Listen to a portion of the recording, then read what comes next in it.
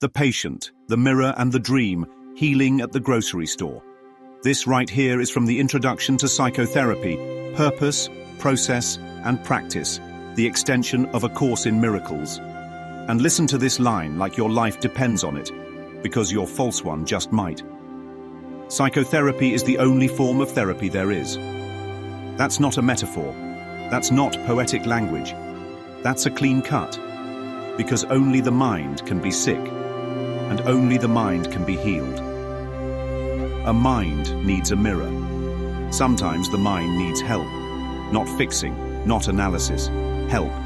And the Course calls this a formal relationship, a structured connection. But then it slips in those quotation marks, official therapist, and flips the whole world's definition upside down. Because let's be honest, sometimes your most official therapist isn't the one with a degree or a couch. Sometimes it's the woman at the checkout line. Sometimes it's your 5-year-old asking a question you can't answer. Sometimes it's the Uber driver humming a song that cracks your soul open. Sometimes it's the silence between words or the tear you didn't plan to cry. Because the form doesn't matter.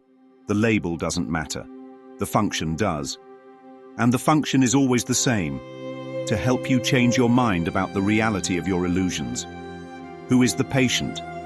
The patient isn't just the one sitting across from a desk.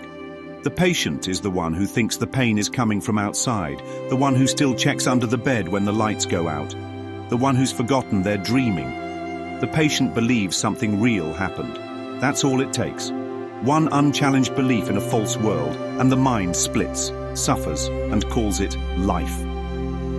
Mirror work. Now here's the twist. The therapist can't truly help unless they see the same sickness in themselves. Not a comparison, not a hierarchy, a recognition. If she sees herself above the patient, she can't see the truth. If he sees himself as worse off than the patient, he won't recognize the healing. You don't heal from above or from below, you heal from within. Because healing only happens where illusions are shared and released together.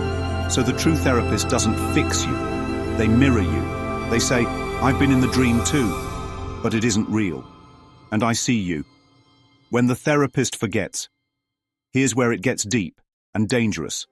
If the therapist forgets the dream is a dream, if she starts believing she really is the therapist and he really is the patient, now both are lost. Because they've made the separation real. One's the savior, the other the sinner. One's the fixer, the other the broken. Now the ego's running the session. True healing says, I don't see you as broken. True healing says, I remember for both of us that only the mind can be sick, and only because it forgot its whole. The therapist who forgets this is no longer helping. She's just another character in the same bad dream. So here's the miracle of this whole passage. Your healing might not come in a doctor's office. It might happen in a parking lot, on a Tuesday, with someone who never knew they were your healer. But in that moment, when you recognize the illusion, when you let it go, when you stop blaming the world for what the mind projected, that's when the healing happens. That's psychotherapy. That's the only therapy there is.